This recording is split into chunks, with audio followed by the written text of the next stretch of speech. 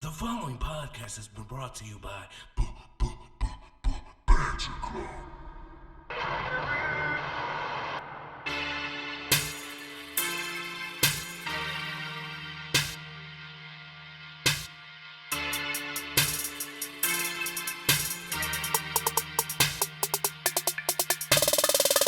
Porn and goodies, everybody. Porn and goodies. Shut up, all so hard motherfuckers wanna find me. First niggas that find me. What's 50 grand to a motherfucker like me? Can you please remind me? Before Jay-Z gives me copyright issues. And it goes a little something like this. Ladies and gentlemen, boys and girls, children of all ages, Banter Club proudly brings to you, it is the Wednesday Night War. My war. My time. Even though I think you're taking an L during this war, to be honest. Well, you know who I be's. They don't know who we be. No, they definitely know who I am. I am the Angel Death 6XL, the longest reigning Ramblemania champion of all the times. The Ramblemania FTW champion. Facts. Joining me as always. It is I, your former three-time, count it, 1, 2, 3 time. He likes the Backstreet Boys and NSYNC too. Britney Spears is kind of cute. Yes. 3. 1, 2, 3. Time Ramblemania champion of the world, TJ the Great 2. Zoom. TJ the Great. See, we are the Banter Club, and we are here to discuss the Wednesday night wrestling war between AEW's Dynamite and WWE's NXT. It's the real war. The true war. The only war that matters. That is true. Aside from, all the other real life wars that we won't talk about. Hey, I think it's time for my gimmick. I would like you guys to look to the stars and the moon. Somewhere up there. I would like you there. Then I want you to look over there. Is it over here? I feel like John Travolta.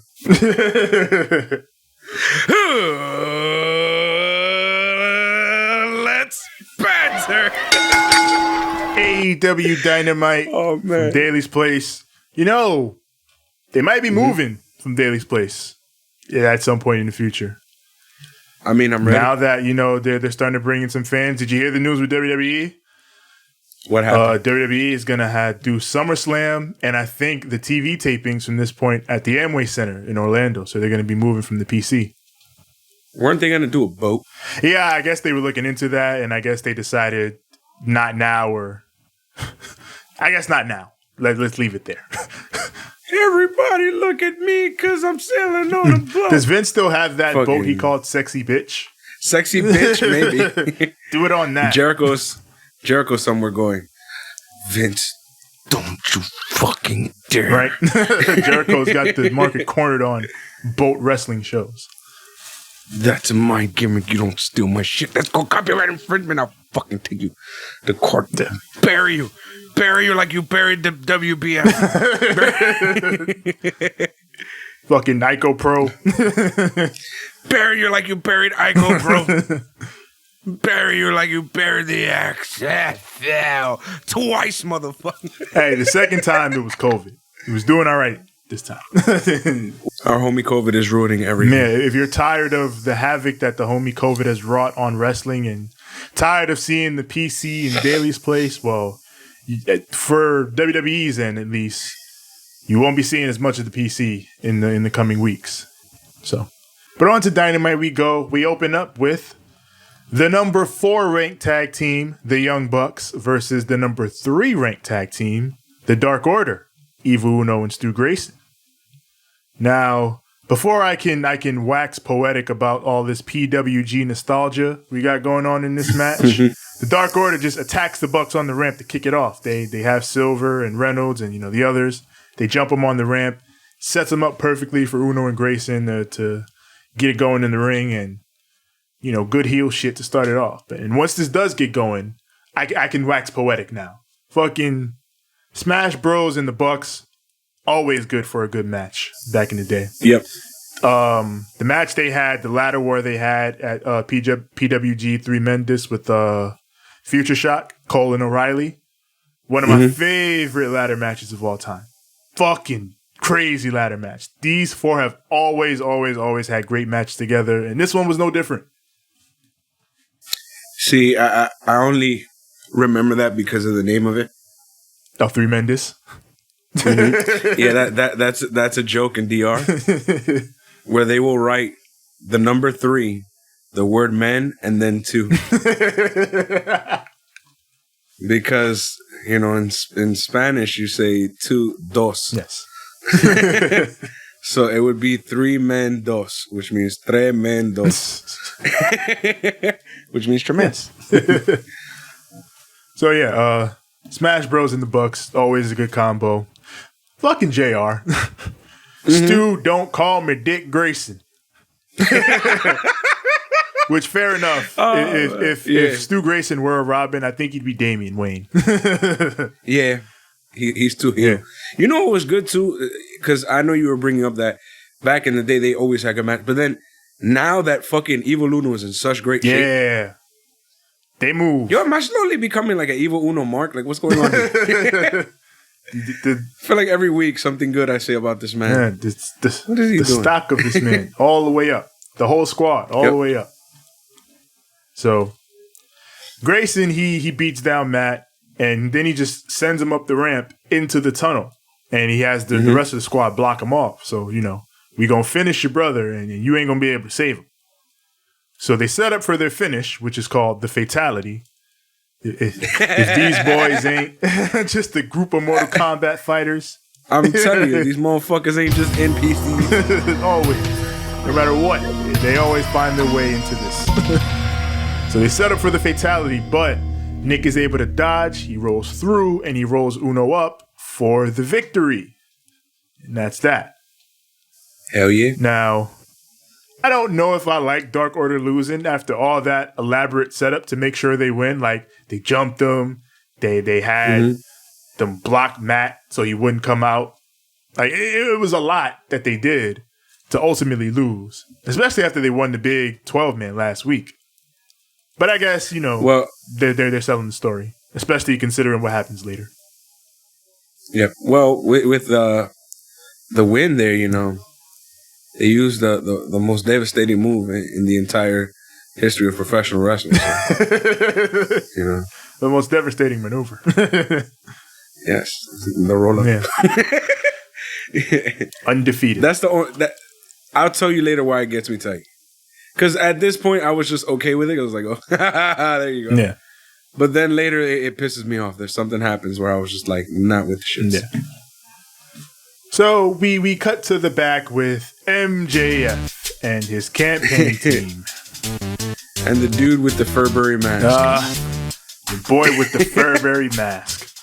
You know him, Jeff. Just being a dick to generally the whole squad. Particularly poor Nina, who just smile, Nina. Come on now. No, what did he say in the back to her? Speak when spoken to, Nina. All right? That shit. My mama. Had my mama been there, would have murdered MJF. Murdered. There's nothing scarier than like a 4'11" Dominican lady with a mop stick in her hand. There's nothing more intimidating than a 4'11" old Dominican lady with a chancleta in her hand. That shit to her is a fucking batarang, son. Just boom, just crack you right in the back of your head, catch it. Just look back at you like, what up? Telling you, don't play with old Dominican mamas. Shit real. So Jeff in this, he gave a nice little shout out, call back to an old cameo of his on NXT where he once served as Samoa Joe's security. And he stepped in front of Joe and Joe like pushed him to the side, like, fuck out my way, fuck out my shot. And in this, MJF, he's walking and one of the boys stands in his way and he pushes him to the side, like, fuck out my shot. Showing, how far he's come. That dude is going to be a star. Yeah. That is, given the way it works, give it about, 5 or 6 years and that dude's going to be in some promotion, pushing some other dude to the side, like, get out of my way. Facts. It's the circle of life. That's how it goes. That's how you become a star in wrestling. Circle of life. All right. Yeah. It's Tag Team Appreciation Night, as has been noted. And what we have here is many of the AEW tag teams giving their favorite tag team. We start with the champions, Hangman Page and Kenny Omega. Their favorite tag team is the Young Bucks, or I should say, that's Kenny's favorite tag team. Hangman don't necessarily agree. Like when Kenny's like, the Young Bucks, they're the best team. Hangman's like, well, aren't we? We're the champions, right? We beat them. Like, hello? Yeah. Kenny's like, but That's true. Nah, he's full of shit. Yeah. He's full of shit. Kenny, what are you doing? It's that. Oh, my buddies, my pals. Yeah, my buddies. They're the best tag team. Not me. No. I'm so humble. No. Something gonna happen, and I think it's gonna end up backwards. It's the way they keep sprinkling little bits of storytelling here and there, and it can go any way at this point, and it would be believable, just because of the way they set it up between Hangman and Omega. Yep, it's really good, really deliberate stuff. Here comes MJF down to the ring for his latest MJF 2020 speech. He has Nina reveal the numbers. He's up like 500 million votes to none. Nobody likes Moxley. Some lie. Everyone likes MJF. Some total lie. Some bullshit. He's like, the numbers don't lie, and clearly neither do I. Sure. Kip Sabian's in the crowd. He's got 2 signs. One is, I'm with MJF 2020. And the other one is just his Twitch. He's plugging his Twitch. So MJF, he says, Dictator John, he's not even here tonight. You know why? Because he's not used to wrestlers who won't look up at the lights for him. But you know what, John? I'm going to put myself in your comfort zone. How about I do that for you? And he lies on the mat and he looks up at the camera and he continues to cut his promo. Yo, the camera does this weird little spiral angle. Yeah. like a where it would have, what would have worked completely perfect with this goddamn image of this shit slowly spiraling in and out. Fucking, of course you know the Doors. Yeah. This is the end. My friend. My only friend. The end. And then just. I know y'all heard that weird little sitar sounding guitar thing in the beginning where they, it would be perfect and psychedelic as it zooms out like that. And if you're smoking a big fat blunt, you're gonna be very impressed with that angle. You're gonna be like, yo, my nigga, hold this shit trippy, bro. Look at him. This man is spinning, bro. Is it me? They done took the homie Jeff. He's spinning away. You hear this music though, yo, bro? This some movie shit, bro. This some But I told you to hold it. Pass this shit already, nigga. Shit like that. So, real life moments, bro. MJF, he starts calling for Mox to hand him the keys. Hand me the keys now, Mox, before September 5th. But then, Mox's music hits. So MJF, he sends everyone out to the stands. So everybody get up there. Get up there. He likes to come out through there. Everybody get up there. So stupid ass. Fucking. As soon as he did that, I knew Mox is coming out through the ramp. Yeah. Sure enough, Mox comes out through the ramp. What was it that he called it? What did he call it? I forgot. The bombs? Yeah, the bombs. Straight to the bombs. To the bombs. Straight to the bombs. And then so I forgot who asked who on commentary. Yeah, Jerry was like, he said the bombs. And I think Taz is the one who explains it. Yeah. He's like, yeah, the vomitorium. Yeah, it's short for vomitorium. The fuck is that? I'm sorry, I'm from the hood. I have no idea what a vomitorium is. That's different. That sounds like something that you go to throw up. Like that. You tell me voms, I'm like, are we vomiting? Is there a cup? Do I a bag? Something? I need something. I just throw up here like that. There's no grates or nothing. It's just gonna stay there on the floor. Somebody go clean it up. I don't know. I mean, that's a little disgusting. I don't want to. What's wrong with me? All right. So all that. Mox comes out. He comes out through the entrance and he drops MJF with the goddamn paradigm shift. Once again, this was truly the Death Rider DDT. Lifts him. My son came out and him. said, "I'm gonna whoop your ass." Then he heads to the back. He grabs the mic. Fucking Tony Khan sitting there in Gorilla just chilling, directing the show. And Mox, he gets the mic and he warns MJF, you think that makes us even? No. We're not even close to even. We're not going to be even until All Out, where I teach you a painful lesson in humility, MJF. This man is out for blood. You're a dead man, MJF. He warned you. He completely straight up Steve Austin that shit. We're not done yet. We're not done by a long shot. That was absolutely Steve at his prime. It's pretty good that he can do shit like that. Like, you know, and just modify it to be himself, you know? Yeah. It's very few people. Like, I like that shit. I don't get me wrong, you know? I just recognize, like, yo, that's a bit Austin-y. Yeah. I see what people mean sometimes when they're like, you're a little too nail on the head, but it's all right.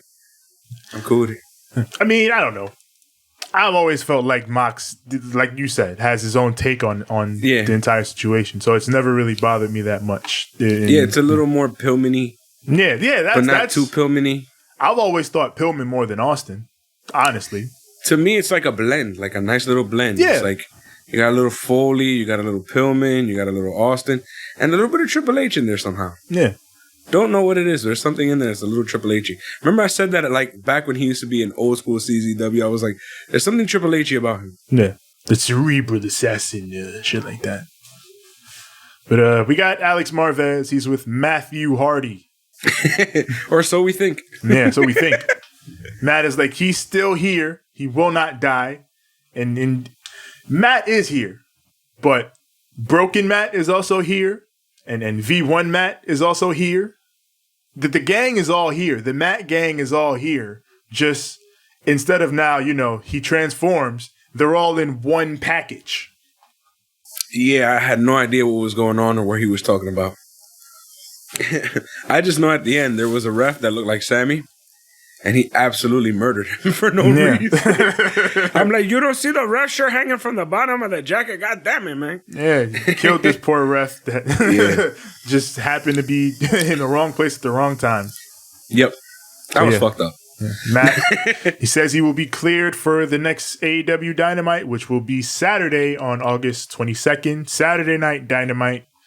Says he will take on Sammy there.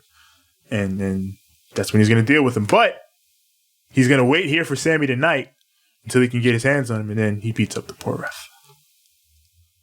And that leads into our next matchup. For the AEW TNT Championship, Scorpio Sky takes on Cody. Yo, they gave him the best angle. Fucking Scorpio had this gorgeous angle right above headshot. And then as he lifts his arms up, you see the pyro go boop, boop, boop, boop, boop, boop, boop, that way. I was like, that looks fucking insane.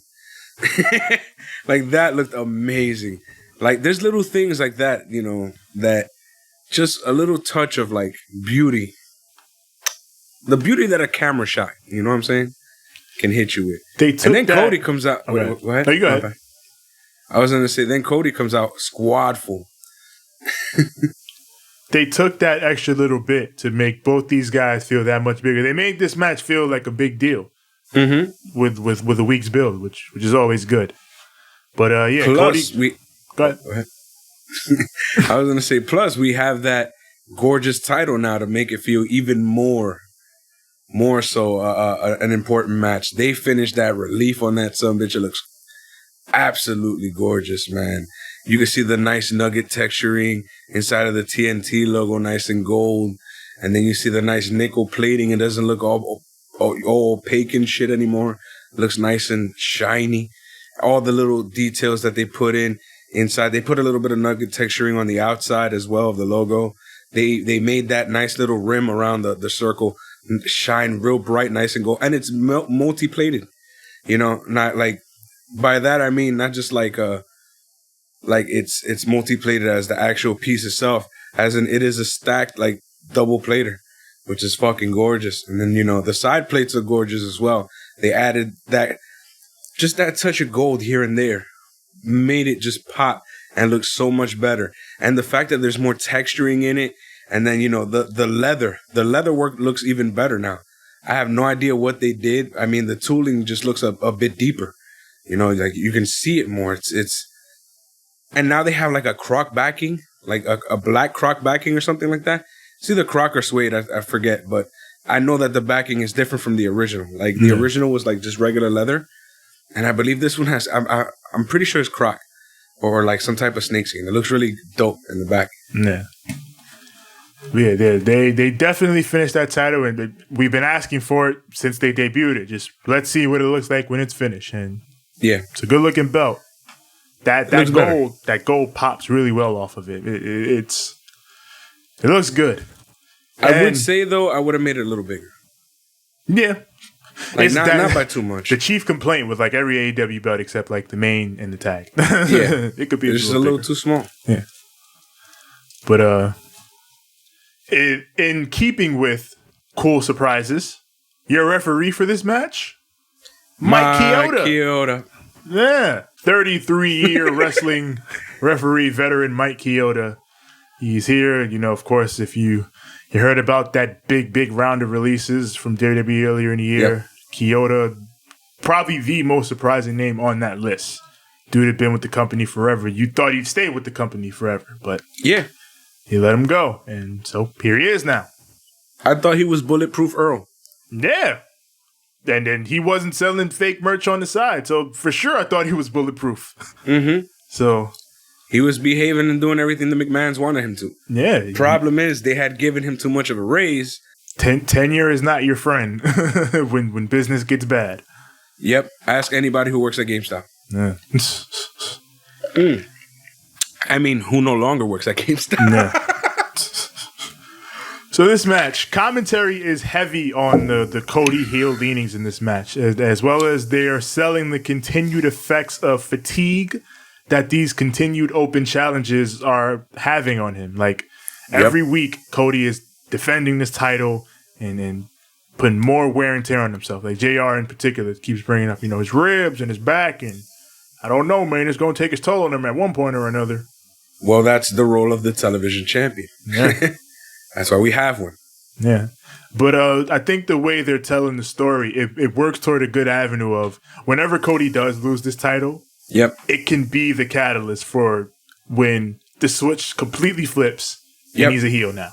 Yep. Just due all to of that works. All this storytelling they're doing with the pressure of being the champion as well as being an EVP and everything else is going on. The fact that, you know, he lost that world title opportunity and can never challenge for it. There's a lot that they're putting into for this potential Cody heel turn whenever they plan on pulling the trigger for it. It's good. Yeah. I mean, at the end of this match, he looks good. The title looks good. We see that those heelish tendencies that are slowly coming in and out whenever he does anything. Yeah. I like it. I fuck with it. Yeah. JR, he brings up that, you know, should Scorpio win this match, he'd be the first black singles champion in AEW. Which I didn't even think about, but true. Yeah, it would be a cool accolade to have. Well, he said world's champion, which sounded a little off, but I got what he meant. Yeah. That's all I did. He said world's champion, but, you know, he ain't singles champ. Because, like Tony points out, technically he is the first black world's champion because he's a tag team champion. So, yeah. So, but I mean, nonetheless, it was cool of them to point that out. It's a cool accolade to have. Mm-hmm. And, you know, something to think about. But Cody hits a superplex from the top, but Scorp cradles him for a near fall. And then Cody comes out of that and hits a crossroads, and that gets a near fall.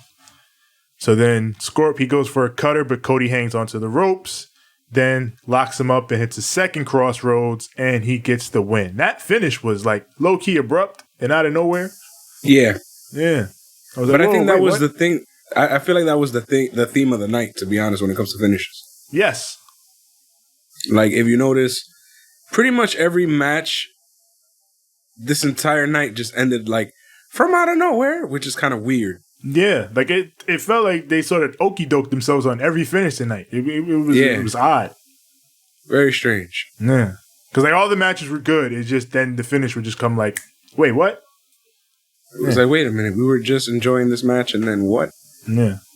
So that happens. Cody retains. Mm-hmm. And, you know, a good match with Scorpio Sky. One that showcased him very well. And I hope they continue to build on his push going forward because obviously, I think everybody knows they got something with Scorpio Sky. Yeah. So, very good showing for him. Good showing for Cody. But post-match, we go to the Tron with Mr. Brodie Lee. Brodie Lee. And he's got the old TNT Championship. Yep, the Zinc one. Yes. He blasts Cody. He says, you think you would get away with your transgressions against me, against the Dark Order? He says, the Elite have been dispatched. Hangman and Omega have been dispatched. And you, Cody, you will put some respect on my name. You gonna put some respect on the Dark Order's name. Put some respect on my name. Put some respect on my name. Put some respect on my name. Put some respect on my name. Put some respect on my name. There you go. Stop playing with this man. Put some respect on my name. Put some respect on my name. Put some respect on this man's name. You know what? Bro, for me, Brodie's the one. I think he should win. Okay. If he doesn't, then, I mean, I ain't gonna bitch or nothing, but I don't know who wins then. But for me, I think it should be Brodie. I think he'd be the perfect TNT champion. Why does everyone have a title now? Well, I mean, I don't. Brian Cage, why do you have a title? Right. Brodie Lee, why do you now have a title? Well, he did say, once I beat you, you can have this one back. So this is a trinket. This is but a trinket. He's trying to do a trade. Facts. It's not how belt trading works, asshole. They have to be of equal or lesser value. I mean, equal or similar value. He's trying to rip Cody off. Yeah. We got Private Party, their favorite tag team on Tag Team Appreciation Night. It's the Hardys, Matt and Jeff. Yep. Which makes sense. You know, Matt been tutoring and mentoring them in recent weeks, and you know, they explain the influence, and it makes sense. And because we in AEW, they had to use like Omega Wrestling pictures. Yeah, pictures of Omega Wrestling and shit like that. And, yeah. Nothing from, you know, where everyone would know the Hardys from. Yeah, nothing from those good old days. Yeah. Speaking of Omega. Yes. See what I did there? Because, hello. Yeah, perfect. AEW Tag Team Championships on the line. Number 5, Jurassic Express versus the champions, Kenny Omega and Hangman Adam Page. See? Number 5 getting the title shot before the pay-per-view. Tune-up match. It's a thing. Again, another number 5 getting that match. See? It's a thing. Weird. I told you guys. Yeah. 5! 3 ain't enough. You need 5. Man, I need 5. Right. So, Marco Stunt is a nuisance at ringside. He's fucking around and fucking with them the whole match. But given that Kenny was such a dick to him the last time they wrestled, I think it's fair game. Yeah. You earned this, Kenny. You earned this. Even though on commentary they try to sell it like it's the worst thing in the world. I'm like, no, he was a dick. Yeah. I remember. Facts. This call a receipt. Yeah. So Kenny, he gets Snapdragon crazy. He starts throwing Snapdragons at everyone. He gets thrown outside, and Marco's laughing at him. He just Snapdragons Marco. Like, fuck you. Everybody can get it. Everybody is going to get it. Yeah. So Express, they make their comeback, but Page and Omega, they put Jungle Boy down with the last call. And Luchasaurus tries to make it back in, but he can't. The champions are able to retain. It was kind of weird to see them face Jurassic Express again because they faced them kind of recently, but I guess it makes sense given that they faced virtually every other team in the top 5 except the number 1 team, which is obviously coming down the line, FTR. Why is it that when anybody normal hits Marco Stunt, it looks bad? It looks like fucking child abuse, bro. Yeah. It's sad. Like I get frustrated. Like that gets you major heat with me. Don't hit Marco Stunt. He's just a kid, all right? Even though that motherfucker like 30. Nah, he's like what? 23? He's 23, I think, yeah. But yeah. We got Santana and Ortiz. They're in the back. They're in the showers. They've got Chuck and Trent's bags. They're like, hey, watch where you leave your shit. Yo, he said that shit with so much vigor. Yeah. Yo, next time, watch where you leave your shit. And just threw that shit in the shower. Yep. Then they grabbed 2 bottles of bleach. Yep. It's a simple situation. Just don't light it on fire like Lisa left out Lopez because you burning the whole shit down. Yeah, they were fortunately smarter than that. Yeah, they dumped the bleach on the belongings, and then they turn the water on because that makes the bleach, work. Yeah. So now all their shit is ruined, and so Santana looks into the camera like, apologize? Yes. We tripping? And then he dipped. Watch where you leave your shit. Yeah, that was kind of funny. Like last week's was more like I feel like Sue's car was a little more like, yeah, but this was a little more like, yeah, like we didn't got you with the real shit. Now we just fucking with you. Yeah. Even though I wish they went for like more real shit. Yeah, but I guess it's to come when they wrestle. I imagine because these 2 teams can do some shit. Yeah. So we move on to the Butcher and the Blade. Their favorite tag team. The Road Warriors. That's a good pick. Good pick. I respect it. Didn't they say it was like because they just got into work or some shit and just whooped ass or whatever? Yeah. They got in, whooped ass, and got out, which, yeah, if you're coming up in the 80s watching fucking these 2 face-painted huge dudes with these cool-ass shoulder pads just squash 2 dudes and dip.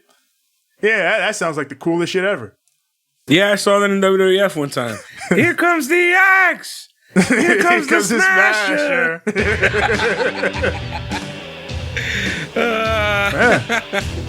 The Road Warriors were first. I'm being a troll. Yeah. Both great teams. Yeah.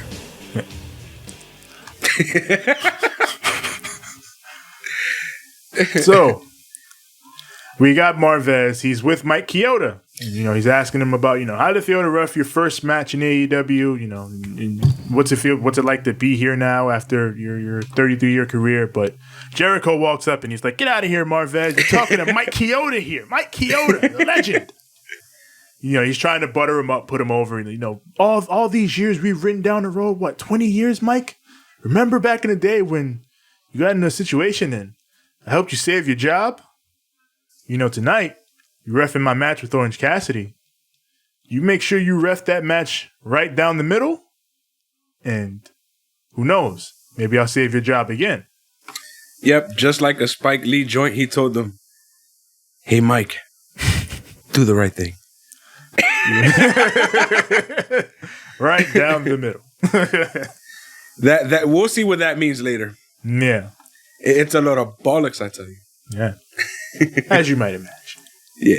So we hit the ring with FTR, the Young Bucks, the Rock and Roll Express, and the Brain Busters, Arn Anderson and Tully Blanchard. It is Tag Team Appreciation Night here in AEW.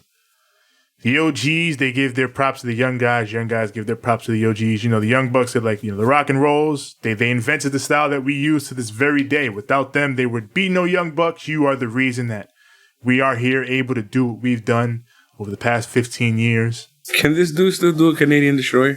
Ricky Morton, he can. Oh, I'm with the shit. I'll talk about it later. FTR, they talk about, the Brain Busters. It's like, it's thanks to you guys that we're able to make a living doing this, going up and down the road, being the best tag team in the world. It's thanks to you that we're able to do this, and we owe everything to you. And then, the rock and rolls are like, these young bucks are incredible. I watch AEW every week, and, I think these guys are the best tag team in the business. So then Arn, he comes in. He's like, I don't blow smoke because most of the time it just leaves a bad taste in my mouth. I love Arn. He's the best. I love Arn. Yeah. But that's a good one. yeah. He's like, I may ruffle some feathers here, but I got to be honest. I think the best tag team in the world is right here. And he points at FTR. Yeah. But then Tully comes in, and Tully wants all the fucking smoke with everybody. Why? He snatches the mic from Ricky Morton, like, give me this mic. Yeah. And then Ricky Morton looks at him like, the fuck? And then he's like, don't start nothing you can't finish. I'm like, yo, Tully, hold up. Yep. He gets mad at fucking Arn. He's like, you always trying to fuck me up with Sean Spears or whatever with Cody. And then he's like, you know what, motherfuckers? Like, I don't see any gold around here. Ain't nobody. Yeah. Ain't none of y'all motherfuckers champions. I'm over here wasting my fucking time. Yeah. Like, why'd he get so aggy, bro? I'm tired of this bullshit. None of y'all champions. Y'all ain't the best. He said, y'all like, need to go home, son. Yeah, he's like, Arn, I still got something with you. What the hell is this? And he points, that American Nightmare logo on Arn's sweater. And Arn is like, I'm a grown-ass man. Yeah. I've been that way for a long time. And I don't need anybody's permission to do anything. Beefing, bro. Then Sean Spears comes out. And Arn is like, I see what's going on here. He hands the mic and he goes out. But then Ricky Morton just comes in, pops Tully. Mm-hmm. Yeah, so it all pops off, and Dax goes down because, his leg was hurt after the match last week. Yep. So, Cash comes over. He's helping his partner out. The Young Bucks and everybody are trying to break up the whole kerfluffle on the ramp. But then, quick as lightning, FTR get up, they get in position, and they fucking jump the Rock and Roll Express. Fucking they kill Ricky Morton with a spike pile driver. Yep. And Ricky Morton takes it like he's Rob Van Dam in the 90s. He takes the full bump off the mat and everything. Yo, what is Ricky Morton, bro? I feel like he got you see that little weird wispy shit on his head? That's like a little spring in there. he keeps something in there, you know what I'm saying, that keep him from dying. And every time he take a bump, it's that little spring that... Nah, this is literally like the equivalent of Randy Orton punting Ric Flair in the head. Yeah, apart from Ricky Morton can more than take this bump. Facts. Yeah. And I'm over here just like... Because if you watch Raw, you know why I'm like... Yeah, because... why are they treating seniors like this? Man... There's more of the shit. This week is like senior disappreciation. Deappreciation. Unappreciation. What's the opposite of the fuck them kids? Fuck them seniors. Fuck them boomers, nigga. Fuck them boomers. Yeah. Every boomer getting their ass whooped this week. And it's one of my favorite AEW pastimes. Sammy Guevara dicking around with signs. But this one is a good one because the production fucks up. And they're like, hey, Sammy, 15 seconds. And then they told him, no, a minute. So Sammy, he flies through all his signs, but then he's just sitting there like, I ran out of signs. I ain't got shit else to do. While he's talking the whole time. Like, I ain't got no more signs, bro. What you want me to do? All right, give me my signs back. He takes the signs and he starts throwing them out, just wasting time. Fucking sign botch. The way he handled it though was really good. It was funny. But it's like, what are you gonna? That was their fault. Yeah, like it was their fault because they told him the wrong thing and he went with it. So at this point, it's just like, all right, fuck it, I'm here. Let me just work with it. But Sammy's signs were good. Typical Matt, it said, learning the hard way. Nah. because hard way. Wait. And they got little blood spatters on the side. And it was fun. Damn, yo, I heard he got in trouble for that shit last week. Yeah, they fucking yelled at him and everything, apparently. But they even made fun of it on BTE. I mean, we said it last week, but you know, like, I heard like it was like legit, like in trouble. Yeah. Like, they told me ever do some shit like that, he's fooled me. No. Well, I mean, they got him here doing this angle with Matt, so I guess it was just don't do that shit again, but you ain't in trouble beyond that. Women's champion in action. Hikaru Shida versus Heather Monroe. This, of course, is a showcase for Shida. Yeah. But Heather Monroe got to reverse the deal. She escaped the Falcon Arrow. Not many can do that against Shida. Against Shida, yeah. You get that right, because everybody else right now. Everybody else, no problem. But Shida? Yeah. Nah, you ain't getting out of her Falcon Arrow. But she does. But Shida, she puts her in a stretch muffler then. Like, all right, so you gonna tap now. And she taps. That shit looked evil. It did. Just she stretched her and then she was gone. Well, Tony she wasn't completely gone. She went up the ramp. Yeah, she left. She left under her own power. Yeah. But Tony, he interviewed Shida post-match, and her message remains the same to all potential challengers. Bring it on. So what you gonna do about it? Bring it on. So you got what you got. Bring it on. So what you gonna do about it? Bring it on. So what you gonna do? Basically, Hikaru Shida's D'Lo Brown. You're looking at the real deal now. You're looking at the real deal. Real Shida. Yeah. That's some real Shida. Some real Shida. She gonna kick your sorry ass out on the street. You used to think you owned the street. Victory was sweet. Tell me, what is this? Here's your receipt. Oh, it's terrible. But yeah, so as usual, you know, I imagine people are like, why is Shida only getting short squash matches on Dynamite? What's going on with this division? It's making me wonder if AEW has something under wraps, though, because, like, with this women's tournament, like, we had people like, they should bring in Nicole Savoy. They should bring in Rachel Ellering. And then it turns out they brought them both in. Yep. So, like, I think AEW is listening to people about their concerns with the women's division. I think it's just taking time for it to all come to fruition. So I wonder if this lack of a clear path forward for Shida means that they're trying to plan something for All Out. Nyla's number 1 in the rankings, so I don't know. We'll see. We go to the back with Jake Roberts and Lance Archer. Yo. Oh, this stupid ass segment. This shit was funny. Some damn fool bumps Archer, and then he gets the entire jobber locker room killed for it. You know what happens. Fucking everybody dies, yo. And Jake's cutting his promo, but Lance is like, you didn't tell him, Jake. You didn't tell him, Jake. And Jake is like, no, Lance, man. No, Lance, I didn't. Fucking rips his whole shirt off. Turns him around. He rips off the front for no fucking reason. Yeah. Because then he got to turn him around and rip the back up, and it says, everybody dies. And Jake is so annoyed. Yeah, Jake's like, God damn it, Lance. you know when you got your grandpa and you keep embarrassing your grandpa? Yeah. That's what this was like. It's just like, God, why you do this to me, kid? God damn it. It's literally, it's a TikTok. Yeah, basically. Leave grandpa alone. Yeah.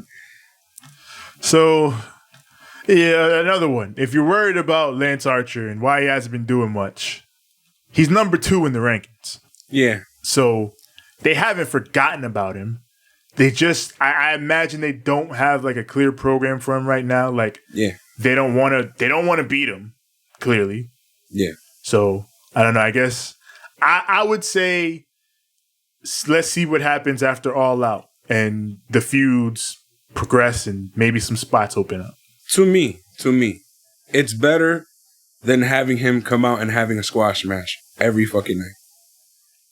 Yeah. Like, to me, it's better he just come out here and do what he's doing right now and just cutting promos or having funny vignettes. Yeah. And he is still like having, squashes on Dark, which is why he's number 2. Like, he's still winning matches and shit. It's just, Yeah.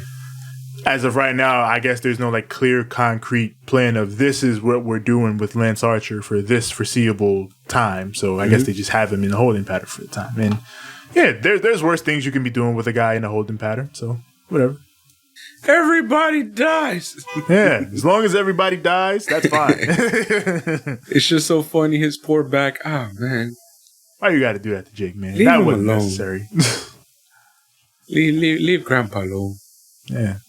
And with that, it is time for the main event. Oh, shit. $7,000 on the line. The rematch: Chris Jericho versus Orange Cassidy. So I guess we should talk about this at least to some extent. Jericho did a Fozzie set in Sturgis over the weekend. Okay. According to the people there, it was limited capacity. Mm-hmm. People wore masks. Mm-hmm. Social distancing was enforced wherever they could enforce it. There were meet and greets scheduled. They got canceled because, Rona. Yeah. The argument against this is, of course, this is still like a very risky thing to do because it was the Sturgis rally, which I think is like 200,000 deep. Yeah. And nobody usually gives a single fuck. yeah, this is a very large gathering of people, a lot of whom probably were not wearing masks and probably were at risk. And there's a chance that some of those people were at the Fozzie concert. I'm just going to say this. If you remember back when WCW used to do Sturgis shows, that's a bit of a sign. And then another bit of a sign of how unruly they can get. They were saying a whole bunch of racist shit about Harlem Heat. So you tell me, Tevin, like, you know what kind of people these are. You know what I'm saying? Yeah. So maybe because of the generation gap now, like maybe it's a bit different.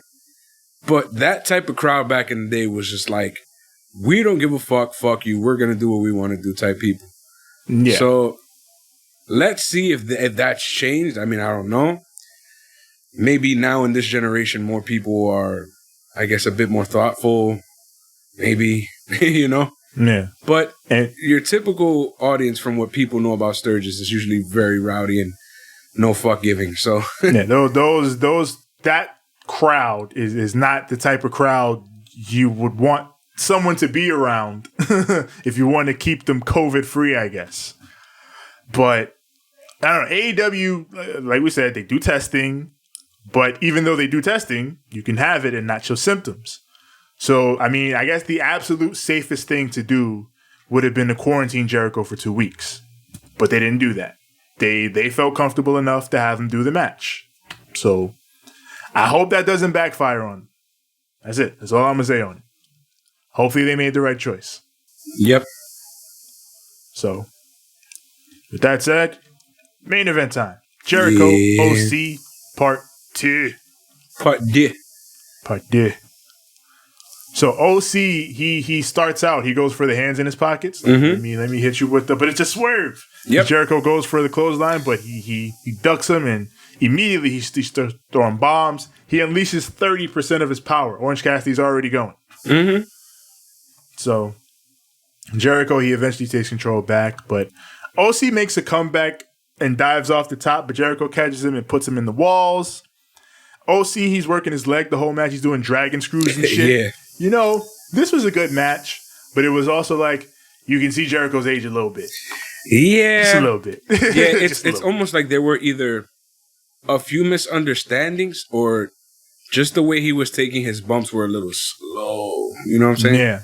Like, I think maybe he's been having a little bit too much bubbly since quarantine. a little bit too much of the bubbly. Yeah, I mean, think about it. Like, have you noticed that? Like, he's been his little gut getting a little bigger. Yeah. You know what I'm saying? His legs looking a little skinnier.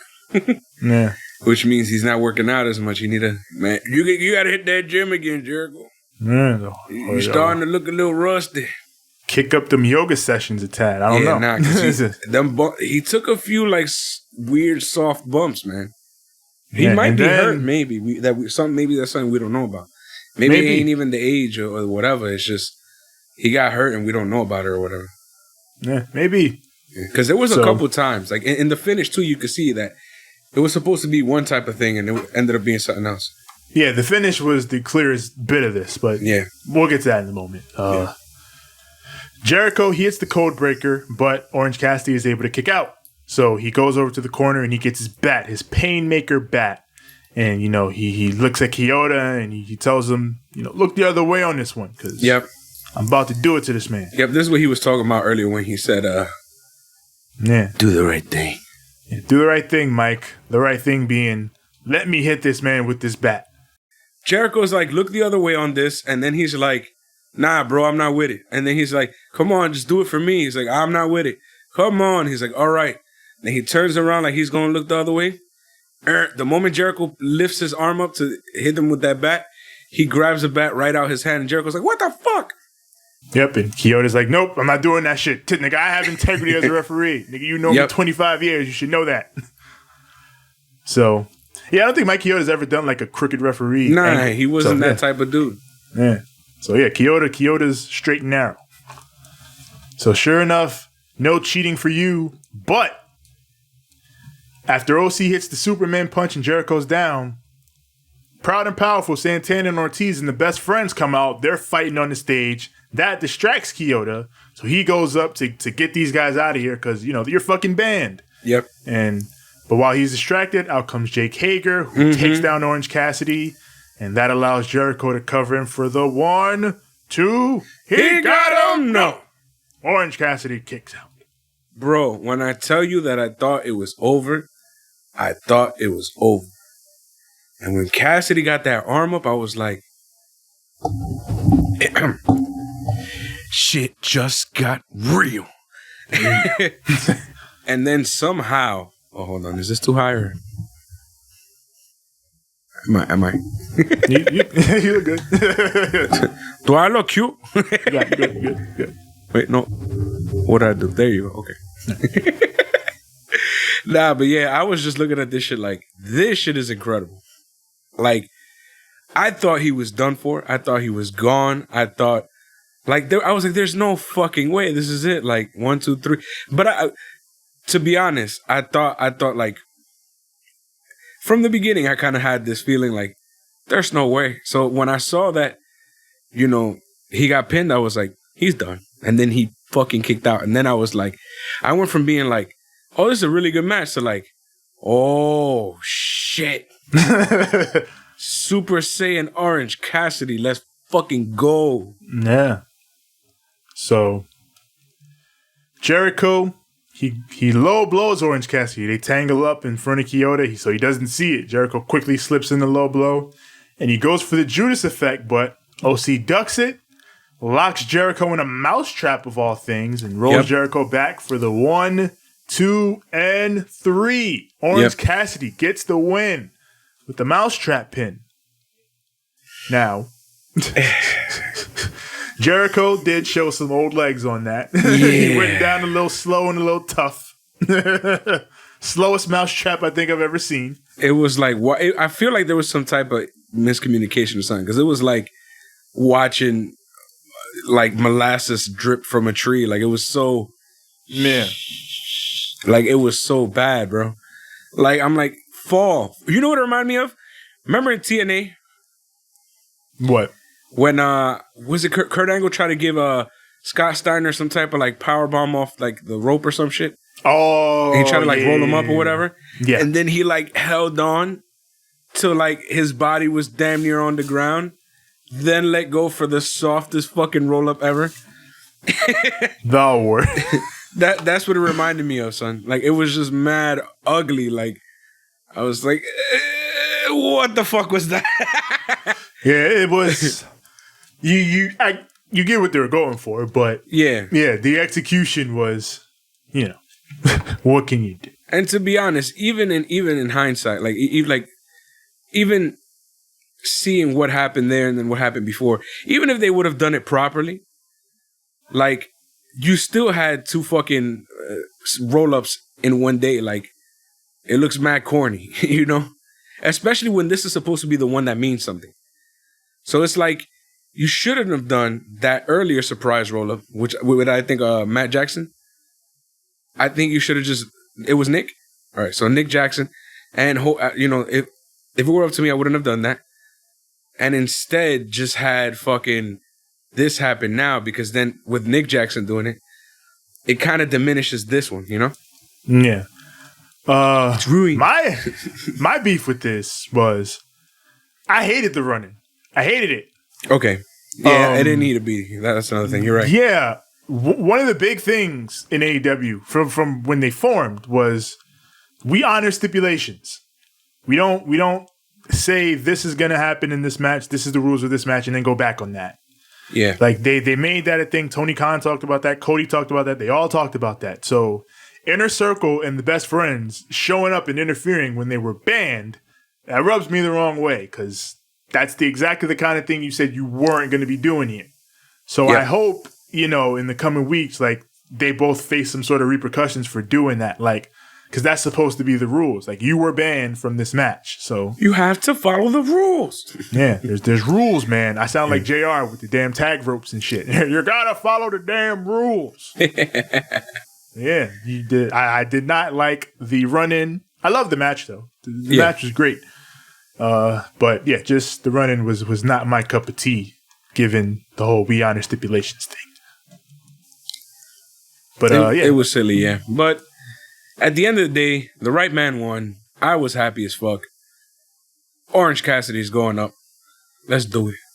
Yeah. Once again, Chris Jericho has done everything that he said he was going to do in AEW, everything he is supposed to do in AEW. Mm-hmm. He helped put the company on the map as its first world champion. He got to be the guy, and that was great. And then he put over a guy, and he's proceeded to put over more guys. Yeah, he's helping to build stars. Yeah. It's exactly what someone of his star level is supposed to be doing at this stage in his career for, a new fledgling company. So, yeah. This Dynamite was a solid show. Some good story progression. I dug it. They're kind of stuck in a damned if they do, damned if they don't situation with the women. Yeah. Just because, the roster limitations and everything like that. But I do think some of the issues can be solved a little bit by just pushing the tournament a little bit harder, because the tournament's good. And it does address a lot of the complaints that some people have been having. So I think they should do a better job of sort of being like, hey, watch this on TV. I know they said the finals are going to be on Dynamite, but push that tournament. Yeah, I would have had some type of thing where at least with on demand or something with TNT where you're allowed to play it on TV, because that just gets more eyes on your product. At the end of the day, if your fans are, watching you on TV, and then you have this other show that you're doing on YouTube, not everybody's going to want to be like, all right, so let me just get on YouTube. And, not everybody's about that life. There's some people that don't really like YouTube and they rather just watch TV. And there's some people that don't like TV and rather watch YouTube. So it's like, it's up to the consumer. But if you had, the more places you put your product, the better it is for the consumer, because then they can watch it the way they want it. Yeah. Choice and opportunity is always a good thing to have. So. Yep. That's Dynamite. A solid show, headed toward All Out. Yep. I was satisfied. And with that, we head toward the next show. Crap. And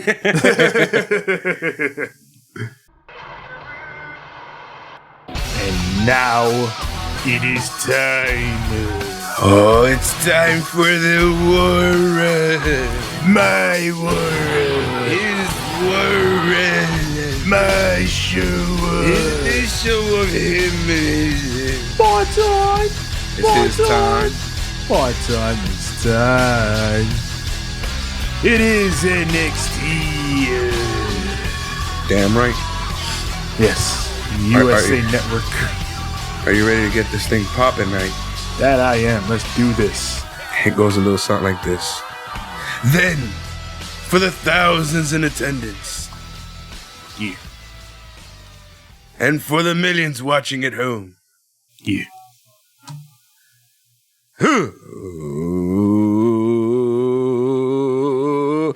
Let's get ready to Banter. NXT from the Performance Center. Break it down. We got a recap of the big blow up between Adam Cole and Pat McAfee last week, as well as Karrion Kross continuing to call out Keith Lee, and that will lead us into our opening match. Karrion Kross with Scarlett versus Danny Burch. Throw it up. Our boy. He's in the building. He's here for revenge because fuck you thought. You thought you was just going to attack Danny Burch. You was going to get away with that shit. He cut a really good promo on Twitter. Just calling out Karrion Kross saying, Tommaso Ciampa has not been seen since you took him out. And you think that makes you bigger than us? I'm going to prove that you're just like the rest of us, sunshine. It was good shit. Danny getting serious. But, yeah. Once again, Karrion Kross is an ass kicker. But he never looks like it when he does their goofy shit. So, again, fall and pray, fall and pray, fall and pray. Scarlett singing is never going to do it for me. Especially when you juxtapose it against straightforward, throw him up Danny Burch, who walks out, no frills, pissed off. He's ready to fight. Nobody not with none of the bullshit. It's crazy to see him finally here, It's been a hot minute. I've been dying to watch him. And it's crazy that he's even getting shots in on him. I was like, they really doing this shit. I really enjoyed this match. Danny, he starts out with a flurry and Kross, while he's walking through all of it, he's eating it and coming back. Danny will not let up. He's like, I'm gonna fuck you up, mate, no matter what you do. He locks in a Kross face, and at one point, Kross just literally just turns out of it and stares at him and puts him into a Saito suplex.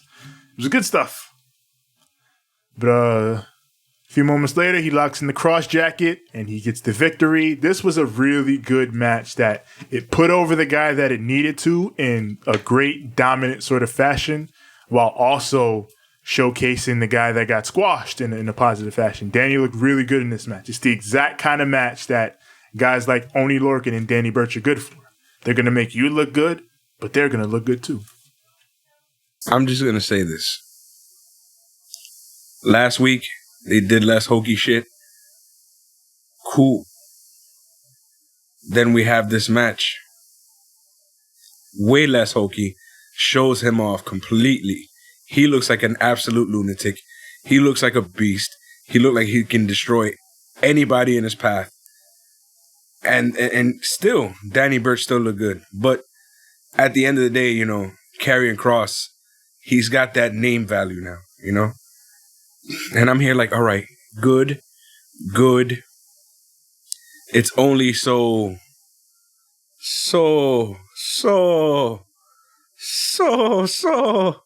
WWE, they you know how it is. You can only be so close to doing it right before they fuck it up. I'm doing this, but you do this when you make the shot. Yeah. They ain't making these shots.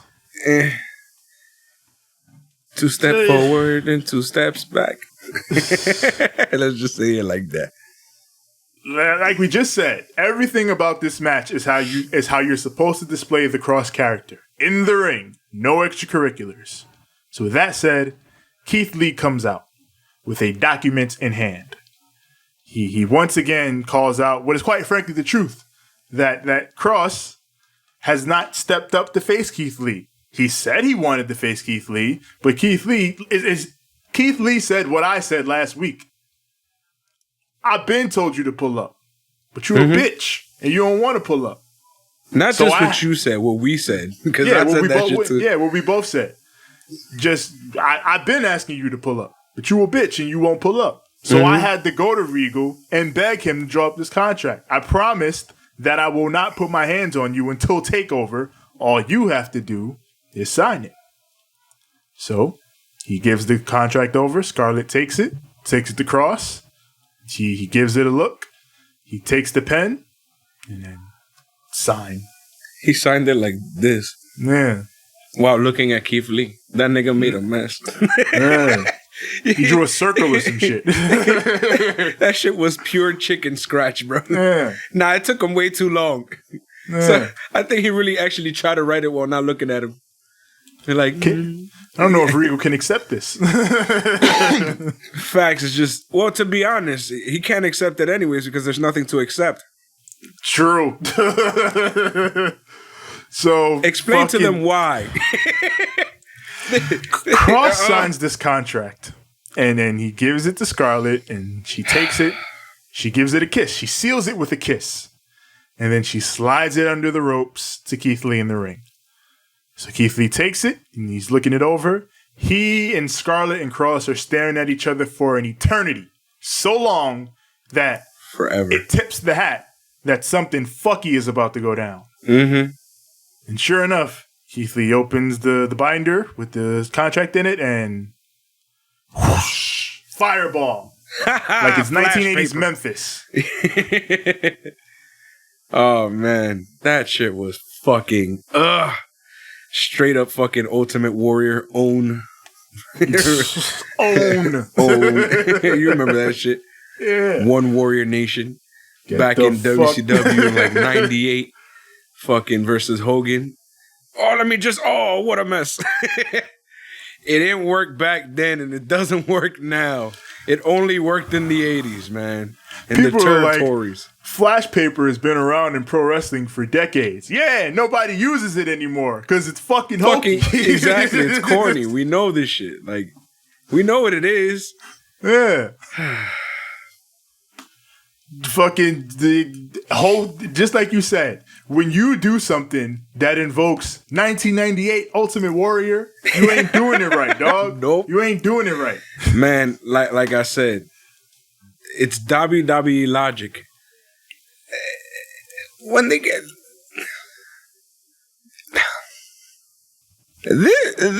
about this close. Yo, look, it's right. It's right. No. What just happened? It was like last week, no hokey shit. Cool. This week, nice match, no hokey shit. Cool. Then a few seconds later, flash paper. Fuck. Why does Scarlett have to go fucking get the fucking thing anyways? Karrion Kross, you just had a match. Go back down there and get the fucking thing, sign it, and that's the end of it.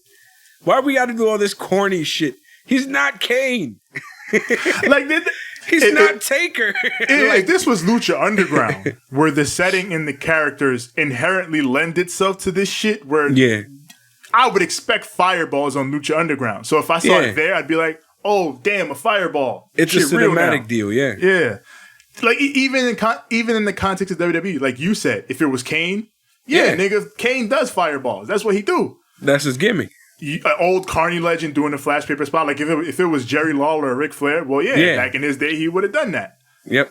But not these two. Not on this show. And then it kills Keith.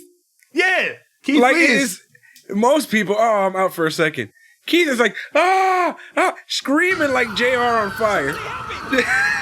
Just repeated, and then just fucking, they keep putting the stuff on his eyes. Meanwhile, there's a whole ass match going on. Not just any match, fucking Drake Maverick versus Killian fucking Dane.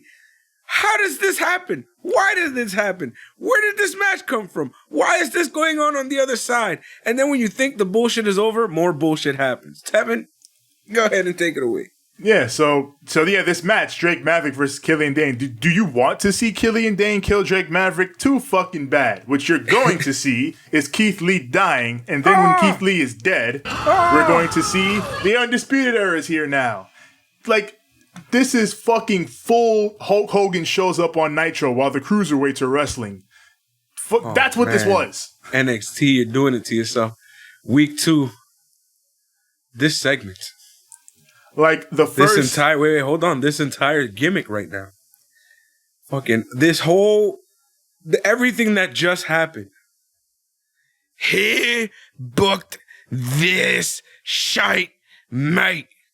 I gotta know, because I'm not feeling it. Who booked all this shit? What is all this shit? Sean, were you... Did you get into the bubbly? Sean? Right. Sean, were you messing around? Huh? Were you going on back partaking in there? the bullshit? BG James? Yeah. What are you doing? Are you guys having a little too much fun back there, quarantined, trying Facts. to come up with material? We're supposed to be Christian buddies. You know what I'm saying? Yeah. What are you doing? We don't do this. Let's get this together. This ain't right. Nah, we don't do this here. All of this, we don't do this here. So, fucking Morrow goes, Cross and Scarlett didn't just cross the line, they torched it.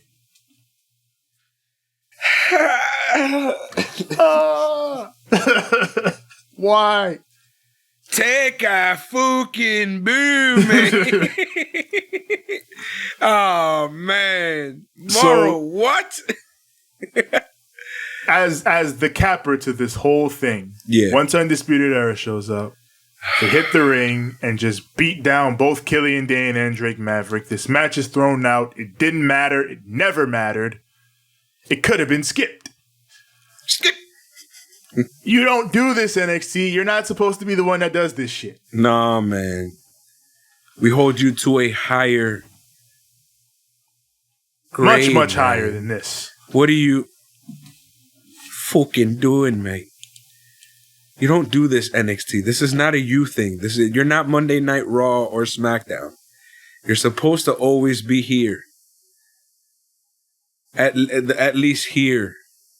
When you're down here on any segment, it's like... You get me worried. It's like you gave me indigestion, upset stomach, diarrhea, new cherry Pepto. We don't need that. No. Fucking. So Cole grabs the mic.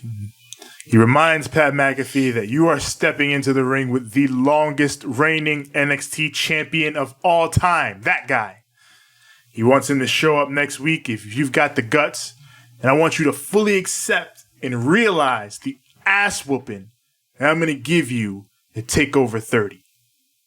So the gauntlet has been laid down. I think Pat on Twitter did accept, so I think he'll be here next week. NXT will be unopposed.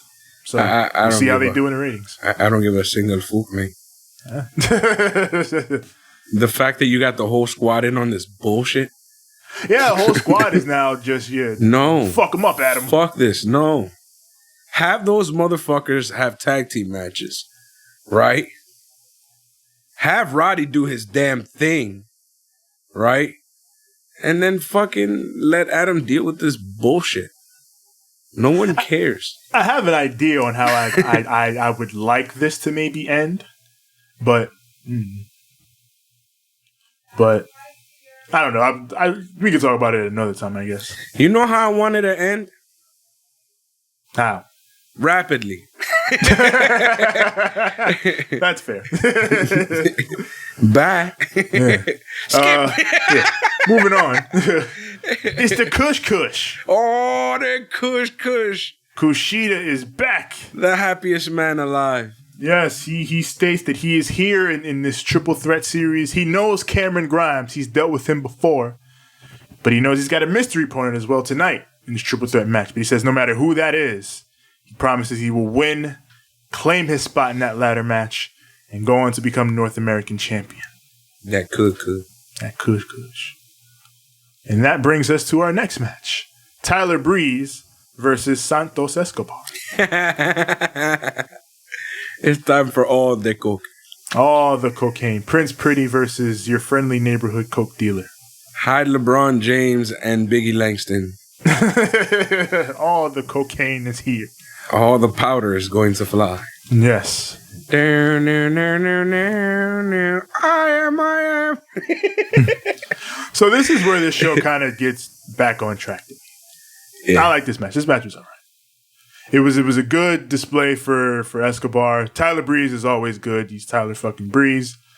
And it is like we talked about last week. Like, it's good that Escobar and these guys are finally getting like something to do, something real to do, a feud. So it's nice to see some progression. And then after this, Yeah. So Oh, Breeze, he shit. makes his comeback, but Mendoza and Wild, they run down and distract him long enough for Escobar to hit the Phantom Driver. He gets the win. Post-match, Dango runs in for the save, but he gets taken out. But then to even the odds comes Isaiah Swerve Scott. Oh, that like- homie. You know, he's like, I got your number. Remember that. I beat you that one time. They point out Swerve is the only one who's beaten Escobar so far. Yeah. So, yeah. He's got his eye on that title. So we move on to the big dog. The dog that Dakota is Kai. big? Yes. The Yeah, large she had canine. that weird little gimmick. Yeah. So Dakota, she's like, I have outsmarted the so-called genius of the sky, Io Shirai. I'm in Io's head. She says, I don't need friends. I don't need former friends or insurance policies. At TakeOver, I'm going to become the women's champion. So you don't need insurance policies. So What happened to Raquel? Raquel is gone, I think. I think that's it. So you gonna tell me you gonna take my favorite member of the fucking team and just get her off TV? Why? Why my person? Why? Yeah, no explanation, no Why'd nothing. you do What this happened? to me? I thought I was a good fan, I watched the wrestling since I was like 5. I don't understand why you do this to me. I kick you ass NXT. I kick you NXT. What the fuck, man? Who are It booking felt like the things? act was working. I don't know why they. Well, Because a monkey is booking the thing. God damn, pal. Or is it, what was it, dolphins? Or Dolphins. whales? Oh, the Family Guy thing. Yeah. Manatees. Manatees, that's what it was. Manatees Oh, and idea balls. Basically. So, yeah, DK flying solo now. It's something. We got Okay. Mackenzie. She's trying to interview Mia Yim about Keith Lee, but she's like, "Yo, he dead though." So, but he alright. So I gotta get ready for my match. Yo, he dead, but he alright. Let me just go get ready for what I gotta do. She's upset. To me, it's more like, see, he had hit his head, but all he needed is some milk. He needs some milk. They gave him some water, but that was gonna put him in shock. He need that milk. I need some water. So that does bring us to Mia Yim versus Indy Hartwell, of I Beat Shotzi Blackheart fame. Yep. But she ain't beating Mia tonight. She does sort of get in her craw, get in her face about, Keith Lee being dispatched. But that's when Mia sort of turns it on and puts her away with a nice little transition into an armbar for the victory. Good showcase for Mia. And, after that, she's still looking, a little upset because she's got to sell the fact that, Keith Lee burned his eyebrows. and a little bit of his facial hair. Yeah, whatever. If he comes back next week with some fucking hokey ass prosthetic,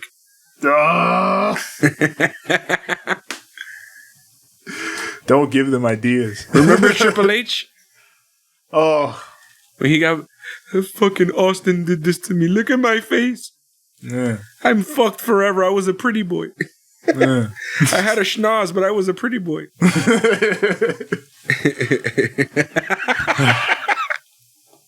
Now let's get to some real shit. Yeah.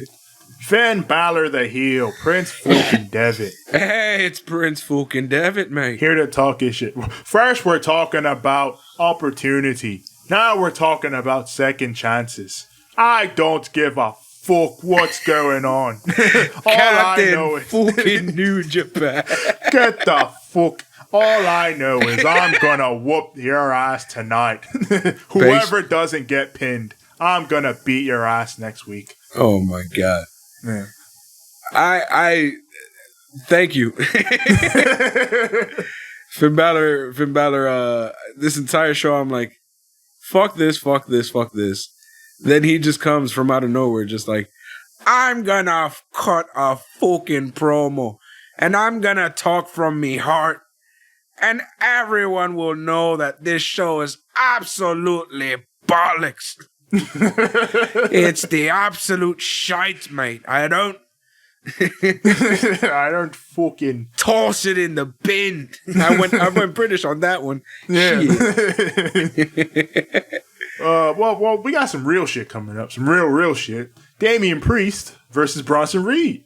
Oh. This I like. This was some good shit. Yep. I mean, it made sense. It just continued the beef from last week.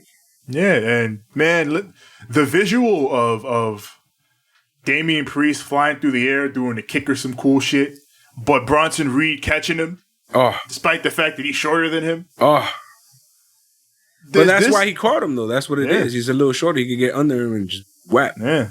That's why I like this match. There was a lot of things that worked, and I understood. It was a hoss fight, but like it was a different kind of hoss fight than you typically see because of they're different types of hosses. Yeah. You got this tall, agile hoss and Priest, and you got this short, stocky. Yeah, the beef magnet. Yeah. They clashed very well together. I thought this match was really good. Yeah. But Reed, he goes for the tsunami off the top. But Priest is able to dodge it. Oh. So he rushes him. But Bronson Reed, he's able to slip under, get the jackknife cover for the 1, 2, and 3. 1, 2, he got him now. Now, another one of those, quick flash pin situations, but I think I like this one the most out of all of them just because of, it's a big dude, like, out wrestling another big dude. You don't see that too often.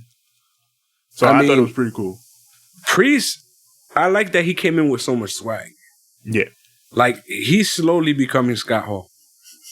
Yeah. Like, every week he comes out cooler and cooler and cooler. Have you noticed that shit? Yeah, like, they're sort of, like, going away from sort of, the Archer of Infamy type shit, and they're just leaning into, this dude's fucking cool. Facts, but it's just him personally. Like, he just came out, like, you saw him kind of, like, swaying to the shit. Yeah. And then he turns around like, shoot, let me shoot that arrow. Oh, baby, look at that. Look smooth. He's getting cockier and cockier, but I like it because it's giving him so much character. Like, he's so fucking cool. He's going to end up being one of those wrestlers that no one gives a... He's going to be like another Randy, where, like, nobody gives a shit if he ever wins a fucking match. Just, this motherfucker's cool as shit. Yeah. Everything he does, like, this guy. Yeah, like, him and... Oh, my God, him and Randy. Shit. Yeah. Him versus Edge. Hey, yeah, we can have that now. There's a few things that I'm like thinking, like, he's good, man. We're gonna WWE, don't drop the ball on this man. He's not Baron Corbin. This motherfucker knows what he's doing. And he has so much swagger to him. Like, and every week he gets cooler. Like, that's hard to find. Use this man to his full capacity because I mean, I'm putting him over way high.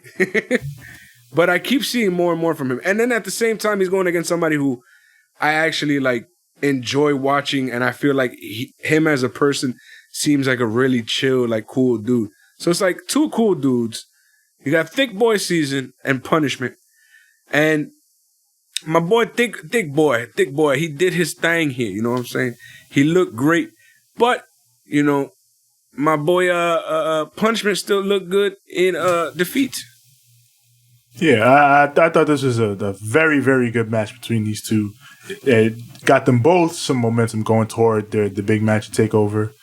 And again, I think either of these guys coming out, I think ultimately with this whole triple threat series and everything, NXT has done a solid job of setting up some new guys in the mid card and everything like that down the line. Yep. So we move on. We get another pre-recorded Japanese promo from NXT's final boss, Io Shirai. AKA the coolest shit I've ever seen. This is everything they want Cross to be. Yep.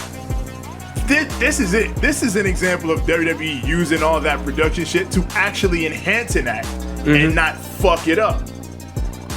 Io doing these subtitled voiceovers gives her like this god level aura.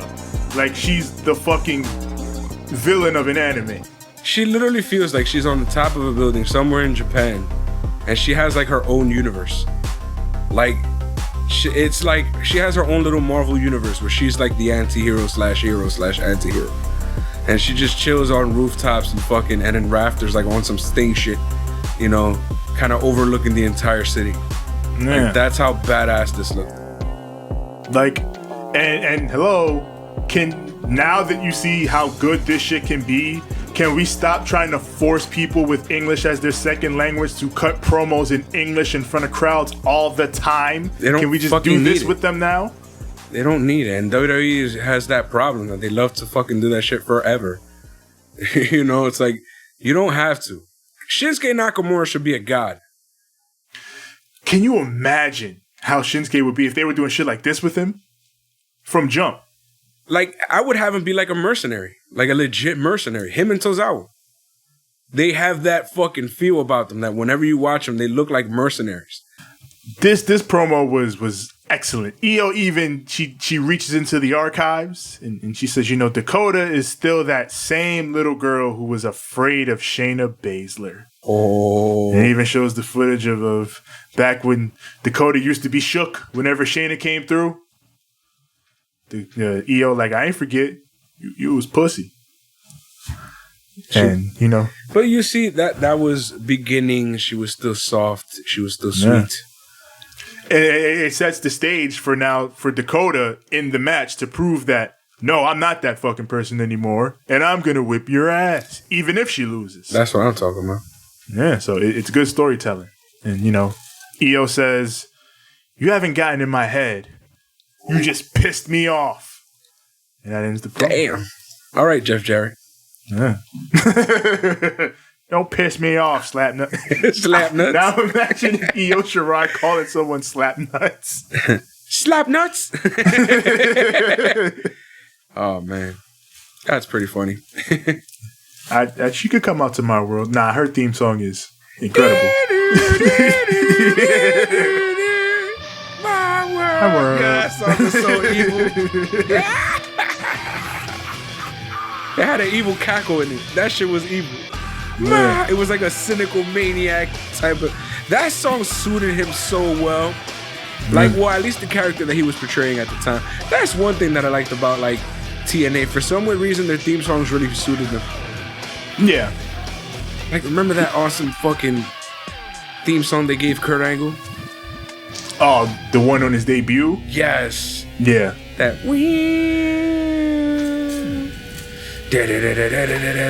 Fucking savage. They had some good shit. The Sting one too.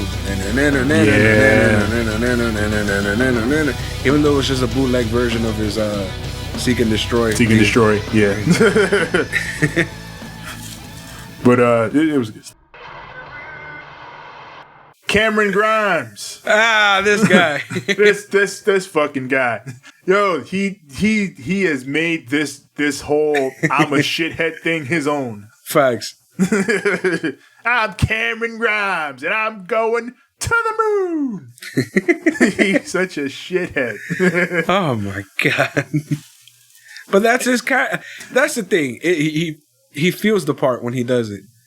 Like, you know? not to bring up Cross again. Like, I feel like we're fucking giving it to Cross on this show. But, like, we're not giving it to Cross. We're giving it to the booking. To the way they're booking Cross. Yeah. Like, but Cross is a badass who they're making look goofy. Yeah. While Cameron Grimes is completely intended to be a goofball who happens to be a badass. And it's working perfectly for him. Yep. And the thing is, he plays the goofball character so fucking well. You know, so it works for him in each and every way, you know, so I love it. Yeah, he does. It's somebody who's well casted, is what I have to say. Yeah, it's playing well to your personnel, as you should be doing. Mm-hmm. So, that leads to the next match. Casey Catanzaro and Kaden Carter. Casey Squared versus Mercedes Martinez and Aaliyah of the Stone brand. I just want to say, Tevin started calling them first. I don't want to hear it. Where if you hear KC Squared pop up on WWE television anytime soon, I was here. They're saying it all over the internet already. So. Man, I said that. Stop biting. The moment they team together, hey, KC Squared. Yep. So go stop. Check the archives. Stop. You biting. Yeah. No. You. Yeah. No. Yeah. That no. Yeah. So. Robert Stone, he wants Casey Catanzaro to join the Stone brand. He says, American Ninja Warrior, the potential in you is through the roof. You just gotta lose the loser. Talking about Caden Carter. So That's racist. yeah. And then they not with that shit is KC Squared. They Facts. fucking stomp on Robert Stone and push him down. And he's out of here. Get out of here with that nonsense. So does WWE have like a women's tag team division still? Yeah. Like I know Sasha and Bailey are the champions. They're Triple H and Steve Austin right now. Yeah, but like They're having all the fun. I enjoy watching them just because they're absolute goofballs. And they're having all the fun in the world, so fuck it. the Kabuki Warriors are dead, right? Because Kyrie went home. Yeah, Kyrie says she's done. And Alexa and Nikki, from what I've They're seen, beefing a little are bit. beefing, right? Because They're not beefing, but like they're having their transgressions. yeah, And now, to be honest, Alexa's a part of that whole Bray Wyatt, storyline. So nobody's really, she's not really in anything else. yeah. So that's 2 tag teams out, and I can't think of Iconics, but who else? Yeah, they're still doing things. Yeah. So them and Sasha and Bailey. Who else exists as a tag team? I'm trying to think. That's an actual tag team, or like Yeah. that they just- stick together. Because they stick a whole bunch of women together. Like recently, I guess it could be people who stick together Yeah. just because you need people. so like- they got Natalia and what's this girl's name? Lana. oh, okay. They did a TikTok and they became a tag team. Oh, okay. Team They TikTok. did a TikTok that WWE liked so much they were like, okay, you're a tag team now. Okay. If you say so. And then I think either next week or this week that just passed, it was supposed to be Mickie James versus Natty. I think it's gonna be next week. Huh. Oh, Mickie James is back. Oh yeah, Mickie James is back. I watched this shit at work because there's nothing else to do at that time. Usually it's dead at that time. Oh no, Mickie James is back because I saw a picture of her looking good. Just like I saw Dasha looking good in that match. Oh yeah, Dasha was good. She was really good in that match. Yeah. Yeah. Anyways. Anyway. KC squared. Yeah, KC squared. The whole point of me even bringing that up was if WWE needs more tag teams for the women's division, Here you these go. two, they're good. I like them. But nonetheless, even though this is a showcase for Mercedes and Aaliyah, they looked very good in this. Air raid crash for Mercedes gets the win. Their entrance was them rocking out, by the way, which I found awesome. Yeah. And post-match, out comes Android 18 for revenge. Rhea Ripley is here, and she wants smoke. Yeah, Rhea Ripley looks badass, though. Yeah. I don't know what it is. Every week, she just looks... Everybody in this whole situation looked really cool. Yeah. The Robert Stone brand in the black and red with the white, lovely. Right? Yeah, that little group is coming together really well. And then we got Caden Carter and Casey Catanzaro. There you go. Fuck, I can't fucking... It's a tongue twister, that one. Anyway. Casey Cat. There you go. So, Casey Cat. we got that team, and then that looks nice and cool, and they got their matching stuff, and then they got the little rock out moment, which is really cool. And then you got androids out here, coming out here looking fucking savage. Yeah. It's like Team Mortal Android. Kombat and Dragon Ball Z and all the anime shit here. Yeah. I love it. I love it, Michael. It's the greatest crossover I've ever seen. Facts. So yeah, the Rhea, she comes down to the ring. She starts brawling with Mercedes Martinez, but Aaliyah comes in to help in breaking the numbers game. But that brings out Shotzi Blackheart to even the odds. So Did you hear about Shotzi- what happened to her? Yeah, apparently she got her car stolen with all her gear and her helmet in it and everything. Yep. But apparently she found it. Yep, the cops found it. It was Yeah. crashed up somewhere, and she was brushing her teeth because she was supposed to go wrestle, and she was in her wrestling gear. So here she is in her wrestling gear recording this with her toothbrush. She never let go of her toothbrush, by the way. Her toothbrush Yeah. was in her hand the entire time. I guess that was an anxious thing because she just wanted to make sure that all her stuff was okay. So Yeah. like when the cops were like telling her about the car, she's like, I don't care. I want my helmet. Yeah. And they're just like, all right, you could, where is it? It's in the trunk, blah, blah, blah. And then they're like, all right, you can go look for it. So then she opens it, and then the cop looks through it and shit, and she looks through it, And then she finds the helmet and she's like, oh my God, my helmet. And she's just so happy to see her helmet. And then the cop asks her, like, what is the significance of the helmet? So apparently it was on the wall of the school where she was training at. And when she finally had her first match, they let her keep it. Yeah, so that's a beautiful story, and I never knew that. And that's fucking GOAT. Yeah, so obviously, yeah, that would mean a ton to her, and glad she found it. Definitely glad she found it. It was beautiful. She still had her toothbrush in her hand. Yeah, the whole time. The whole time. She's just anxious, bro. Oh my God. She was stressed. Poor girl was stressed.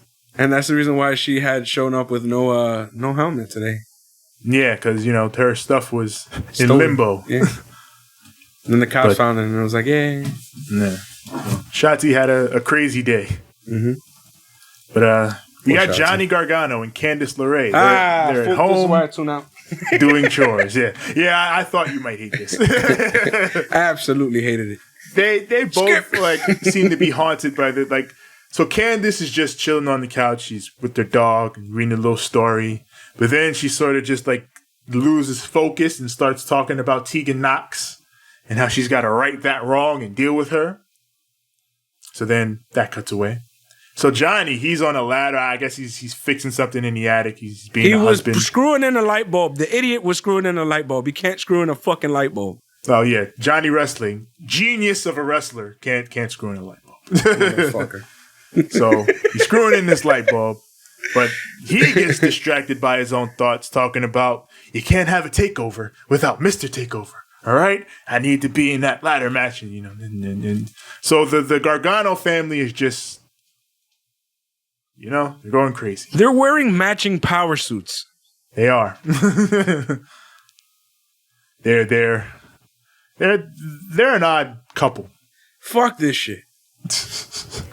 I didn't hate this that much because I'm like, they're at least they're trying some shit. I don't know what the hell they're doing, but this is absolutely stupid.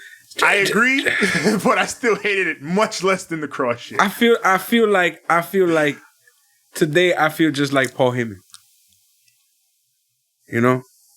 He was a killer. He was a killer. He was a killer. Now he's just a fat commentator, not even a good one. Fucking Johnny Gargano was a killer, and now he can't even put in a fucking light bulb. Fucking idiots. What did you do? What would you do? Yeah. So yeah, this was stupid, but I don't know. I guess it was... Bro, it wasn't everything you hate about Karrion Kross right now is every bit of hate that I have for this stupid ass angle. It's true. And it's like, I hate both the angles right now with the bullshit. Yeah. But this one more so because I love Johnny Gargano. And this shit right here is beneath him. The Johnny shit, I'm just like, what? What is this? This is fucking stupid, man. Is the cross shit I really hate just because I feel like it's entirely counterproductive to everything you're supposed to be presenting about him. Why do these motherfuckers live in a haunted house? Yeah.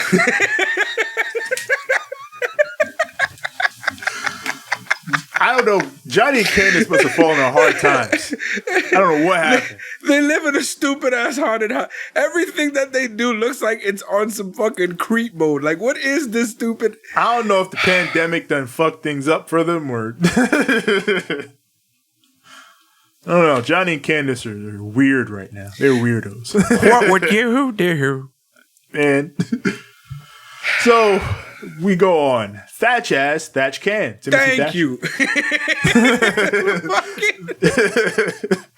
Game over. Yes. Timothy Thatcher's lesson is adaptation because, when you're going to kill people, you need multiple ways to kill them to keep things fresh. This Raw Underground shit that they got going on that Monday show, you want to make it work?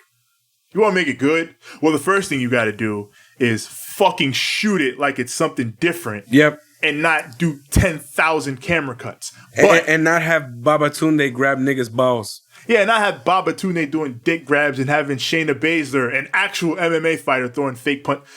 They got so much shit to do with Raw Underground. But just get Timothy Thatcher in there.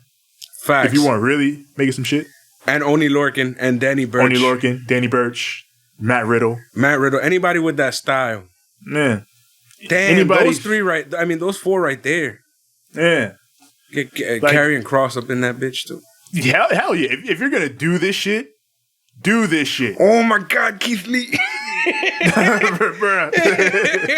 Keith Lee and that would be a murderer.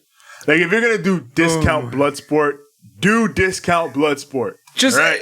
Keith Lee in no t-shirt and just fucking windbreakers with like some Air Maxes on. Just standing there. A nigga out of existence. Just chilling like, who's next? Looking like a regular dude in a fight. Man. Oh my God. They had the Viking Raiders in there, which kind of works because they look evil as hell. So yeah, all that wacky Raw shit. I just wanted to get that out of the way because I tried to give Raw Underground a chance, but yo, Raw is too funny. Yo, I'm having all the fun watching Raw. And it's not even. It's crazy. That's what it is. It's like there's nothing about it that's like. How do I explain it? There's no substance to the show. It's just fucking crazy shit. Here's a bunch of crazy shit. Like pretty much the whole show. Fucking Randy Orton punted Ric Flair and then they just blacked it out. Yeah, and they're weird. Then you come back, the lights come back on and it's friggin' Drew McIntyre's coming. Why Drew? Drew. It's time for the main event. Yeah. NXT North American Championship qualifier. We got that Kushida. Yes, our boy. Taking on Cameron Grimes. Taking on... Who's the third man? Well. You owe me an apology, motherfucker. I guess I do. Because I think too highly of this company sometimes. I said this shit last week. I don't want to hear it. Velveteen Dream is back. So after I said last week, I don't know if Velveteen Dream going to be back. The reason I said that was because, if you don't know, the allegations. Dream was accused of some heavy shit. Allegations. Yeah, allegedly. We don't know if this is true or not. And, if he's back, one would hope that it isn't true. But he was accused of some pretty heavy shit, soliciting sexual favors from minors, grooming accusations, serious shit. And WWE did not announce anything, didn't say we investigated this or we're going to investigate this. He was gone for a while and now he's back. And it's eyebrow raising to say the least. Because, listen, I would like to think, because a lot of people are saying, well, obviously they conducted an investigation. I would love to think that. I would love for it to be, all right, they found out that this was all bullshit. So, all right, Dream is back. We're good to go. Because why even risk it otherwise, right? But I'm also not naive enough to think that WWE hasn't done their fair share of shady shit. I'm not naive enough to think that they haven't looked the other way for people they consider valuable. Vince has gotten murderers off. Yeah, I'm not saying this is that. I don't want this to be that. Hopefully this is Vince not has made that. things disappear. Ain't that right, Marty Jannetty? Lord. That one I think is just Marty off the deep end. Sensationalizing shit. Yeah. But yeah, I just hope that they're doing the right thing here. Because there's some rough optics if they're not. I believe so. I'm just gonna give them the benefit of the doubt on this one. And I never give WWE the benefit of the doubt. Yeah. But something to me, I don't know, I guess I looked through some of the stuff that was alleged and I'm over here like, man. Yeah, it seems, That sounds washy, bro. Yeah, it sounds washy, but in this climate, you got to take everything seriously. Yeah, of course. Yeah. So it's just, no accusations, no nothing on this end. Just wondering. So nonetheless, Dream is back. He has a bold choice in facial hair. He's got a new goatee. Yeah, it's white. Yeah. He look like Milo now. That's the most niche joke I think we'll ever get. Only Tevin and I right now know exactly what I'm talking. Yeah. Well, some of y'all do, because some of y'all seen our page, and he's the little dog that I have. Yeah. If you follow our Instagram, you'll get it. He has a little white goatee, my dog. I don't know why. Yeah. He just does. It's the funniest thing. It's just a little patch right here. Yeah. Perfectly here. But all right, weirdly enough, beyond all this with Dream being gone, I haven't missed him, if I'm honest. Just because, like, it's great to have him back for roster depth and everything like that, but we've had a ton of shit going on. Yeah. And it's also like, I feel like out of everything that has been like, well, this needs a crowd, that could have used a crowd. I feel like Velveteen Dream, more than any other act on either show, needs the crowd. Yep. And I think he's been hurt the most by not having the crowd. So yeah, that's 95. Him and Adam Cole. Yeah. Yeah, I think those two definitely need the crowd, and they haven't been as effective without the crowd. Not that the talent themselves needs the crowd. Yeah. Just that the character that they're putting off needs the crowd to, like, build up, you know, all the character work that they're doing. Yeah. Because, like, everything with Velveteen Dream is feeding off the crowd and interactions and stuff like that. Like, literally everything he does is based off that. So without that to play off of, he's got less to do. Yeah. But, I mean, other than that, this is a good match because, you know, Velveteen Dream is good. And, of course, fucking Kushida and Cameron Grimes. Boy. They went ham. Again, like we said, Cameron Grimes is a goofball that is a badass on the low. Like, he's a really... It's like, I don't want to do this shit. Yeah. Does it? I told you I'd win. Yeah. I'm going to the moon. Kushida, he tries to put the hoverboard lock on Dream. Yeah. But Grimes runs in and caves him in. That shit looked perfect. Like, Kushida's trying to get on the hoverboard lock. Grimes just runs up and caves them both in. Pins Kushida. And gets the 1, 2, and 3. Cameron Grimes. From out of nowhere. To the ladder match at TakeOver. He stole that shit. Hell yeah. And he was trying to run away with it. He was trying to steal the whole match. Yeah. And sure enough, at the end, I got it. He's that dude that when you play in WWE 2K, like, stands outside for a hot minute. OD. Until y'all realize, yo, this bozo hasn't been in the match the whole time. He got full stamina and everything. Nah, that's bullshit. And post-match, Dream, he gets back in the ring and he beats down Kushida. He starts to beat him into the mat. He loses his shit. Yeah. I guess it's a heel turn. Yeah, he started foaming at the mouth. He was being aggressive in a way that I've never seen Velveteen be aggressive. Running security off and shit. Just Yep, like, fuck out of here. You crazy? I was like, oh, shit. Yeah. He was not playing that shit. That wasn't even Velveteen. That shit was Pat. Yeah. Fucking Patrick wilding out for a moment. Damn, Pat, fuck happened? Yeah. All right? Good? But nah, these motherfuckers think it's a joke. It ain't no joke. They don't know from the streets. I play this character on TV. You better know this is only TV. Don't make Patrick Clark show up now. Y'all don't want to see fuck out of him. here, yo. Y'all ain't trying to see Patrick Clark, yeah? Can you imagine he's really like I mean, we seen him on Tough Enough. He was just chill, you know? Yeah. But, you know, he was a heel, you know? Yeah. I love wrestling. Yeah. But that's that.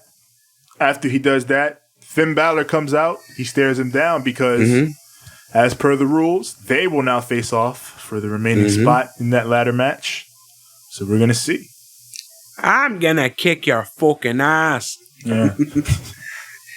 I wanna see. I don't give a fuck what you've done.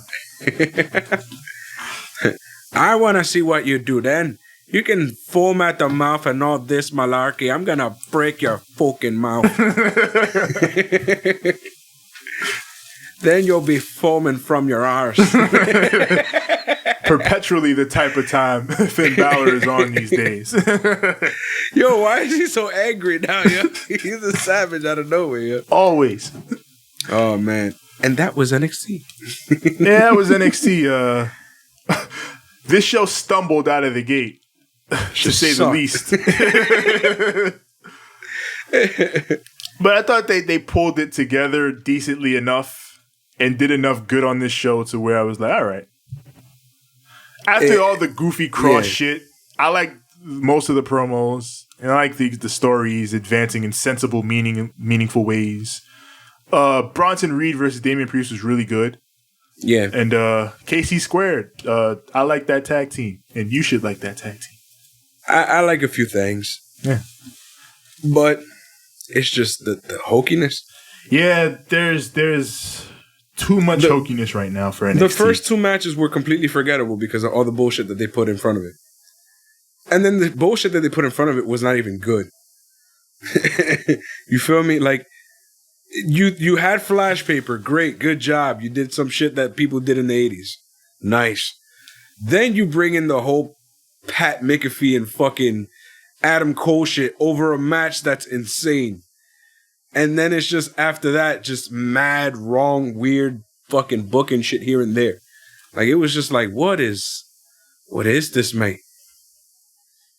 Captain fucking Is that who booked this shit? Get the fuck. That's who must have booked this shit. Oh, man. NXT, you're only getting a who booked this shit because, to be honest, you should never go below a good. And when you get, I skipped all the way down because, God, man, how? It's not supposed to be this way. And it's Cross and Lee is their main feud. Like that's the main event. So when you're leading with that goofy shit, meanwhile fucking John Moxley is on the other channel like, I'ma kill you, dog. Yep. I don't know. When you got Candice and Johnny Gargano in matching sweatsuits, and Johnny Gargano can't even fucking put in a light bulb, and then on the other side you got fucking Hangman Page and Kenny Omega fighting the Dark Order, go home. Just go home. Go home. You got Scorpio Sky versus Cody Rhodes. What the fuck? Well, just Cody, sorry. What the fuck, NXT? Look at what they're doing. They're having all the fun in the world. Yeah, they got a few missteps here and there. Way less silly than your missteps. I feel like Vince is already doing this shit. I feel like Vince is already a part of this. And he needs to get the fuck away from my NXT before I stop watching NXT. And then I'm going to whoop his ass. There's a lot of these weird, inconsistent things that are creeping into this show that you don't want to see. You don't want to see it. Mm-hmm. And, you know, they're unopposed next week again because, you know, AEW is being moved to Saturday, so they will have no competition other than, well, the NBA playoffs, but other than that, no wrestling competition. So, yeah, they're probably not going to do that good in the ratings anyway, but there will be no wrestling competition for NXT next week. Yeah. So we'll see how they do with all the wrestling eyes on them that night. Yep. Except for the wrestling eyes that watch basketball, because I'm pretty sure you're going to be watching the NBA and you're going to end up watching NXT the next day. There's a chance. I got to check the schedule because Miami might be playing that night. So if they are, sorry. You see what I mean? Ball is life. And listen, the bubble has been so goddamn good. Like, bruh, every game has been madness. Where's the bubble? Fucking overtime games. Can I pop the bubble? I want to pop the bubble. Don't pop the bubble. Let me. If you pop the bubble, we lose all the sports.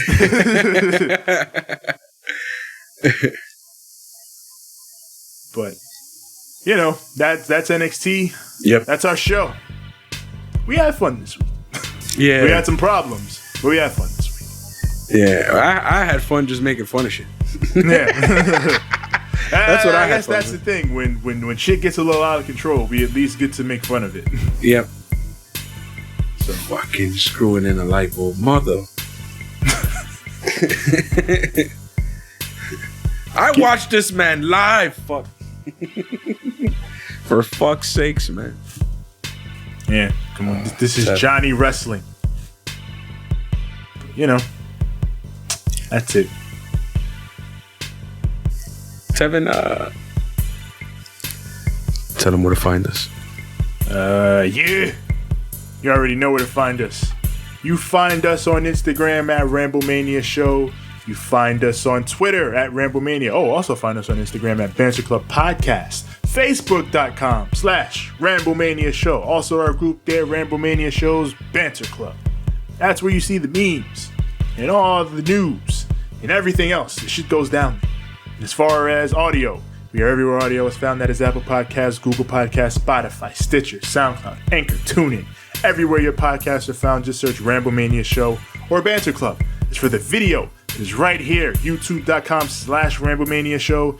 You can also go to that search bar on YouTube, search up Ramblemania Show or Banter Club. And when you get here, make sure you click that subscribe button. Make sure you like this video and make sure you click that bell so that when we drop the new content, the new-ish, it goes straight to you. And as for me personally, you can find me on Instagram at TJ the Great 1. That's TJ the GR, the number 8, the number 1. And find me on Twitter at TJ the Great. That's TJ the GR, the number 8. It is simple as that. TJ the Great. You can find me on Instagram at the number 6, the letter X, the letter L. That is at 6XL. You can find me on Twitter at SIIXX. Ain't I great? That is at SIIXX. You already. Well, Tevin, we gonna have to leave him with a little too sweet. Too sweet. And a good fight. And a good night.